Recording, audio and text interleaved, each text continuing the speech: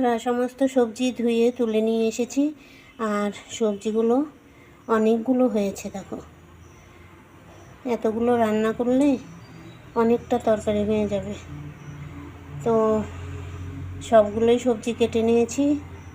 এখন কি করব, রান্না তো করতেই হবে। দেখি রান্নাটা তোমাদের সঙ্গে শেয়ার করছি। পাঁচমিশালি সবজি খেতে কিন্তু ভীষণ ভালো লাগে।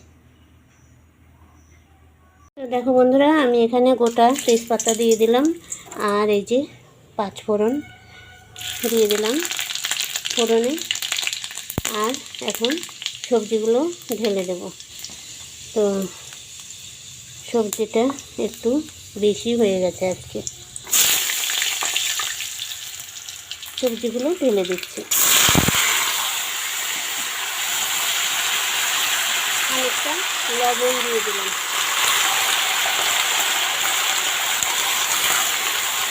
তাহলে তাড়াতাড়ি করে মজে যাবে। লবণটা আগে দিলাম। যে কোনো সবজিতে লবণ আগে দিলে খুব তাড়াতাড়ি মজে যায় সবজিটা।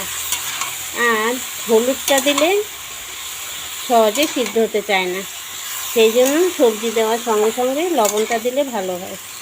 তাড়াতাড়ি করে সবজিটা মজে কমে যাবে, সেই আশাতে দিলাম আর কি।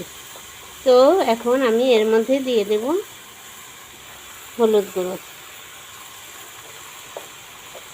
দিয়ে কিছুটা নেড়ে দেব।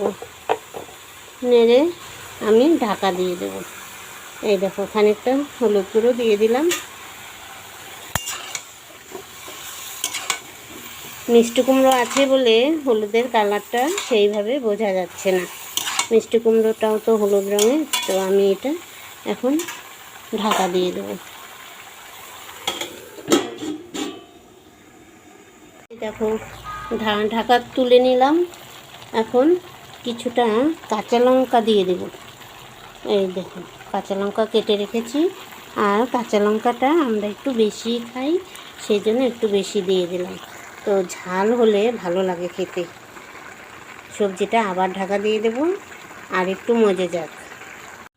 ঢাকা তুলে নিয়েছি। এর মধ্যে অল্প সামান্য পরিমাণ একটু চিনি ছড়িয়ে দেব। বেশি দেব না, অল্প একটু। যেহেতু এখানে মিষ্টি কুমড়া রয়েছে, তো মিষ্টি তো হবেই, তার মধ্যে অল্প একটু সামান্য একটু চিনি দিয়ে দিলাম। তো এটা এখন নামিয়ে নিয়ে আসি।